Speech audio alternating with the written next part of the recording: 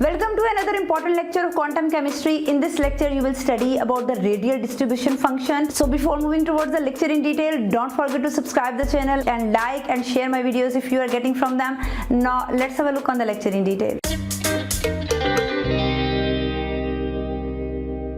जब आप radial distribution function of electrons की बात करते हैं तो हम इसको सिंपल वर्ड्स में इस तरह से डिफाइन कर सकते हैं. This is the probability of finding the electron density around the nucleus in a sphere जिसके सेंटर में जो है वो प्रोटॉन लाई करते हैं. जब हम एक एटम के स्ट्रक्चर को जूम करते हैं तो we are very well known from the structure of the atom कि उसके सेंटर में nucleus with positive charge lie करता है और इलेक्ट्रॉन्स विद नेगेटिव चार्ज उसके अराउंड रिवॉल्व करते हैं इन द शेल्स और in the orbits.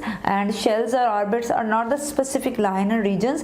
These are the areas जहाँ पर इलेक्ट्रॉन के पाए जाने की जो अवेलेबिलिटी है वो मैक्सिमम होती है, इलेक्ट्रॉन डेंसिटी मैक्सिमम होती है.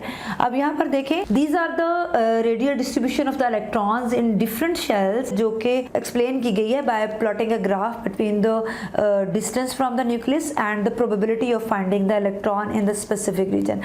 We can say this is the graph between the P and between the R. P is the probability and R is the distance from the nucleus, and this is the maximum probability of finding the electron in the specific region.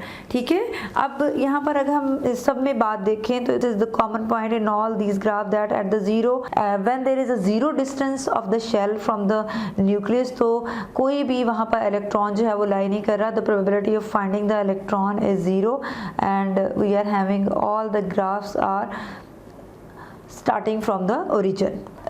दूसरा point जो इन सब में common है that is by increasing the number of n the distance of the electron probability of finding the electron in the specific shell is being increased. अब यहाँ पर हम देखें तो फॉर द 1s हमारे पास डिस्ट्रीब्यूशन हमारे पास जो probability of finding the electron है दैट इज मैक्सिमम.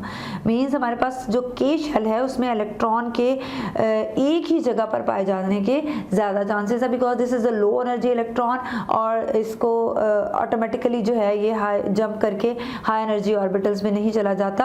और यहाँ पर सबसे ज़्यादा जो हमारे पास शार्प लाइन आएगी that we will obtain in the case of n1 when we move away from the nucleus. 2 के इलेक्ट्रॉन्स की पाए जाने की प्रोबेबिलिटी इस रीजन में भी है. इसकी जो मैक्सिमम पीक है हमारे पास वो यहाँ पर आएगी.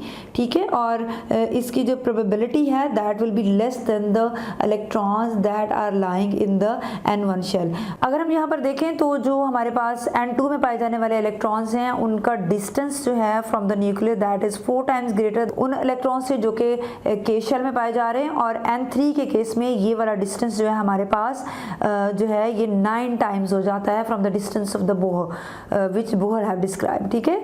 अब यहाँ पर जो हमारे पास m शेल है वहाँ पर जो इलेक्ट्रॉन्स हैं वो यहाँ पर भी लाई करेंगे, यहाँ पर भी लाई करेंगे. फॉर द टाइम बीइंग जो होगा इलेक्ट्रॉन जंप करके लो एनर्जी लेवल्स में भी चला जाएगा.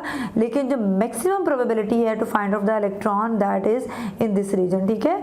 अब यहाँ पर सबसे ज़्यादा जो हमारे पास हाई पीक आ रही है that we obtaining it in the case of k shell when we are having the value of n. तो हमारे पास probability of finding the electrons maximum है. और उसके बाद अगर हम देखते हैं 2s में तो this probability of finding the electron जो है ये इसकी वैल्यू जो है अगर हम यहाँ से कंपैरिजन करें तो इसकी वैल्यू इससे कम है और इलेक्ट्रॉन का जो डिस्टेंस है वो न्यूक्लियस से बढ़ गया है. ठीक है. तो इलेक्ट्रॉन के ऊपर इलेक्ट्रॉन का जो आप कह लें कि ये वाला जो स्फीयर है ये भी एक्सपैंड कर गया है. न्यूक्लियस का ऑर्बिट के ऊपर जो होल्ड है वो कम होता जा रहा है. सो डिस्ट्रीब्यूशन फंक्शन जो है वो भी इंक्रीज होता जा रहा है. इस तरह से जब हमारे पास n की वैल्यू जो होगी वो 3 होगी तो हमारे पास जो probability of finding the electron that is much less as compare to the as we obtain in case of a 2s. क्योंकि यहाँ पर जो एटम है उसका जो साइज है वो और बढ़ गया है तो डिस्ट्रीब्यूशन जो है इलेक्ट्रॉन्स की वो ज़्यादा रीजन में एक्सपैंड हो गई है. अगर हम वेव फंक्शन साई जो कि हमें इलेक्ट्रॉन की पोजीशन के बारे में बता रहा होता है, probability of electron can be calculated by calculating the size square of that specific electron electron उस वैल्यू को r के अगेंस्ट ड्रॉ करें तो हम ये देखेंगे कि सबसे ज़्यादा probability of finding the electron हमें जो है इसकी मैक्सिमम वैल्यू जो है वो हमें s के केस में मिलेगी, ठीक है। As we move away from the nucleus तो सबसे ज़्यादा प्रोबेबिलिटी डेंसिटी की वैल्यू s में होती है, फिर p में, फिर d में और फिर f में। और अगर हम शेल्स की बात करें तो k में सबसे ज़्यादा, L में उससे कम, फिर M में और फिर M में, N में, लेकिन ये कभी भी ज़ीरो नहीं होती। अब क्योंकि ये एक वेव से एसोसिएटेड प्रॉपर्टी है और हम कहते हैं कि इलेक्ट्रॉन वेव के फॉर्म में जो है मूव कर रहा होता है, तो यहाँ पर हमें ये डिस्ट्रीब्यूशन ऑफ इलेक्ट्रॉन के बारे में एक रियल पिक्चर जो है वो देती है, ठीक है। For the N2 and this is the case for the N3 and this is the case for the N1। अब यहाँ पर देखें कोई भी ऐसा एरिया नहीं है जहाँ पर इलेक्ट्रॉन की डेंसिटी जो है वो हमारे पास ज़ीरो आ रही है या मिनिमम आ रही है, लेकिन यहाँ पर देखें जैसे ही we move towards the N2 और अब हमारे पास दो एनर्जी लेवल्स हैं। The first one is the K1 and the second one is the L1। और K और L के दरमियान कुछ एरियाज ऐसा हैं जहाँ पर इलेक्ट्रॉन्स की पाए जाने के चांसेस बहुत कम हैं। अब जब हम वेव एसोसिएटेड प्रॉपर्टी को स्टडी करेंगे तो इसका ट्रफ और क्रस्ट हमारे पास बनेंगे और ट्रफ वेव का उसके उस एरिया को रिप्रेजेंट करेगा जो कि दो एनर्जी लेवल्स के दरमियान गैप है, ठीक है।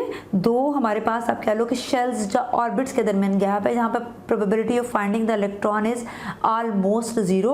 तो यहाँ पर हमारे पास जो होगा वो हमारे पास ट्रफ आ जाएगा। इन एरियाज को हम नोड और एंटी नोड से भी रिप्रेजेंट करते हैं। So this is all about the radial distribution function. In the next video you will study about the penetration, shielding and screening effect. Till then stay happy, keep learning and comment section में comment करते रहें उन तमाम topics के नाम जिनके बारे में आप जानना चाहते हैं।